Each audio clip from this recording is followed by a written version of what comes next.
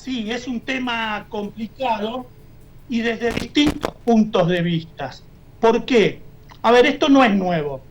Ya a principios del siglo XX, Estados Unidos empezó a perseguir el cannabis. En 1934, en realidad, se marca como la fecha donde se inició la persecución de la plantita. ¿Por qué? ¿Quién estaba detrás? Detrás estaba la industria del nylon. Entonces, la prohibición se hizo tan extensa que no se podía hablar del tema. Poco a poco esto fue cambiando, los propios estados de Estados Unidos fueron cambiando, fueron empezando a utilizar el cannabis de acuerdo a algunas propiedades que tenía. Esto llega a la Argentina y aquí vamos a distinguir, una cosa es la ley penal que persigue al tenedor, al comercializador, al que cultiva, y otra cosa es la cuestión medicinal y científica. Argentina ingresa, por suerte, en el 2017 en esto de la investigación científica, en esto de lo medicinal, con una ley que fue muy importante, muy celebrada por todos nosotros, la 27.350. Pero ¿qué pasó? Cuando viene la reglamentación, unos meses después, fuimos nuevamente para atrás, porque la reglamentación fue restrictiva. Todo lo que se pretendía haber avanzado con la ley, todo lo que escribimos con la mano, con el puño, medio que lo borramos. Y solo quedó permitida algunas clases de autocultivo para la epilepsia refractaria, la utilización en realidad, y entonces debían recurrir a importación los padres. Ahora bien, las madres y padres que tenían un hijo que necesitaba el cannabis, los adultos que tenían problemas de salud, que necesitaban de las pomadas calmantes, siguieron utilizándolo. Y aquí aparece un nuevo problema, el problema de la defensa del consumidor. ¿Por qué? Porque al estar prohibido esto, lo que ocasionaba era que cualquiera por internet vendiera cualquier porquería. Vamos a ser claros, sí. Cualquier porquería, había que tener suerte aquel que necesitaba si conseguía dar con una persona honesta, lo cual es muy difícil cuando se utilizan las redes, cuando no se sabe desde dónde me lo están vendiendo, y trajo muchos problemas. Por suerte, en el año 2020, sobre el final, sale el decreto 883 de ese año, que vino a poner bastante claridad sobre el asunto. Todavía se sigue discutiendo una nueva ley, que se calcula que este año podría salir una ley más seria y que amplíe, que no sea solamente de investigación y medicinal, sino que permita otras cosas. Pero este decreto vino a poner límite a qué? Bueno, a la persecución penal a las madres. Claro. Aquella madre que tenía una plantita en el fondo para hacer aceite para su hijo, que era autista, epiléptico, o aquel adulto mayor que no tiene acceso, como por ahí tienen los jóvenes, a este tipo de cosas, y que recurría para comprar una pomada para la artritis a estafadores, muchas veces, no siempre. Bueno, ¿qué es lo que dice este decreto? Permite el cultivo.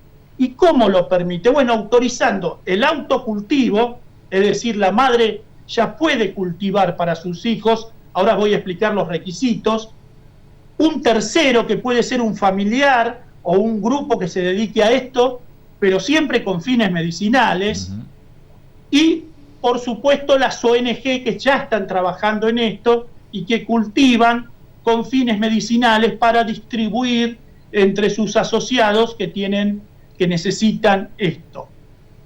Por supuesto, también el Estado, ¿no? Quien sería, quien a futuro se aspira a que sea el cultivador, el investigador y quien lo distribuya. ¿Por qué? Porque siempre está la duda de cómo se prepara.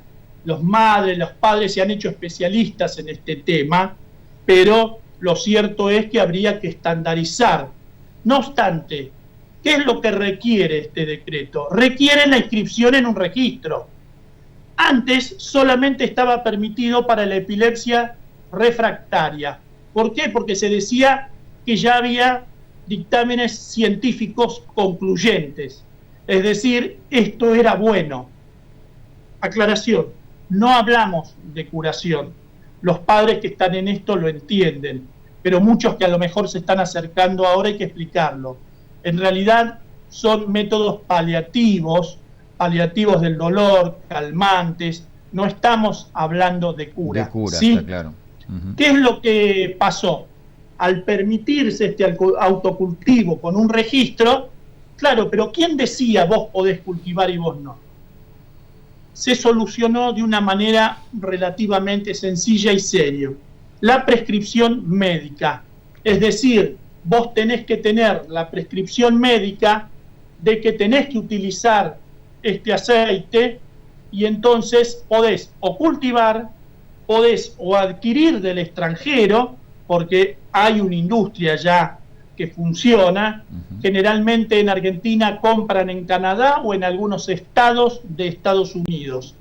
Y, por supuesto, también la prescripción médica para producir. Tenés que tener el control e estar inscripto en ese registro.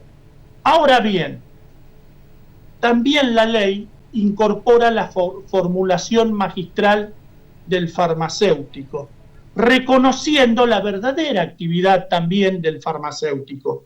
Cuando uno habla de los farmacéuticos de antaño, ¿qué es lo que le viene a la memoria? Le viene el farmacéutico con la venta al público, pero con un laboratorio atrás haciendo los preparados, o de cremas o de medicamentos. Bueno, se reconoce nuevamente y claramente esa misión del farmacéutico, de preparar estos formulados magistrales para los usuarios, que son aquellos obviamente que tienen prescripción médica de qué tipo de aceites, porque no todos son iguales, o qué tipo de pomada. Llegará la receta, hará el formulado y él también tendrá que estar inscrito. Fue muy importante este decreto, porque ahora las madres no van a ser perseguidas penalmente. Tenemos un caso importante en Argentina donde un muchacho, un joven, estuvo más de 2 años preso, más de 2 años y medio preso, porque cultivaba cannabis para su madre y para él. Hacía aceite de cannabis y fue preso. ¿Sabe lo que hizo la justicia? Le pesó las plantas con la tierra y todo. Claro, el peso le dio como 10 kilos. ¿Y los narcos andan No, los 30 gramos o lo que hablábamos hace poco de uso personal. Ni siquiera pesó lo que corresponde, que es la flor sola, que tenía, decía él y un perito después, apenas para producir 5 mililitros.